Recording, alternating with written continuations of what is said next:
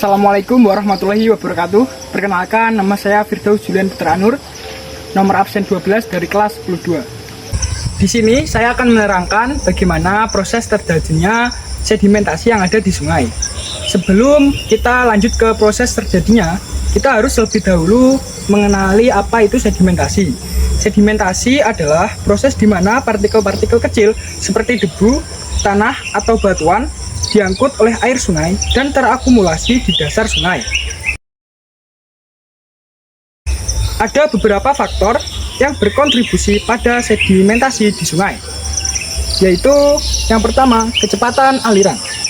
Ketika air sungai mengalir dengan kecepatan tinggi, ia dapat mengangkut partikel-partikel yang lebih besar dan lebih berat yang kemudian menatap di dasar sungai.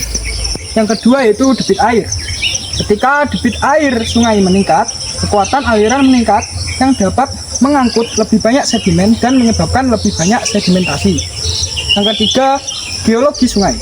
Sifat geologi sungai seperti kedalaman, lebar, dan jenis batuan dapat mempengaruhi jumlah sedimentasi yang terjadi. Misalnya, sungai yang lebih dalam dan lebih lebar cenderung mengalami lebih banyak sedimentasi karena mereka memiliki lebih banyak ruang untuk mengangkut dan menetapkan sedimen. Yang keempat, aktivitas manusia. Aktivitas manusia seperti penggundulan hutan atau konstruksi dapat meningkatkan jumlah sedimentasi yang terjadi di sungai. Misalnya, penggundulan hutan dapat meningkatkan jumlah erosi tanah yang dapat menghasilkan lebih banyak sedimen yang diangkut oleh sungai. Yang terakhir yaitu iklim. Iklim yang dapat mengaruhi jumlah sedimentasi yang terjadi di sungai.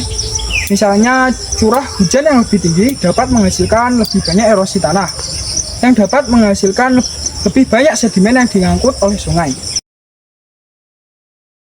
Secara ringkas, sedimentasi di sungai disebabkan oleh kombinasi faktor-faktor termasuk kecepatan aliran, debit air, geologi sungai, aktivitas manusia, dan iklim. Sekian dari saya. Terima kasih. Wassalamualaikum warahmatullahi wabarakatuh.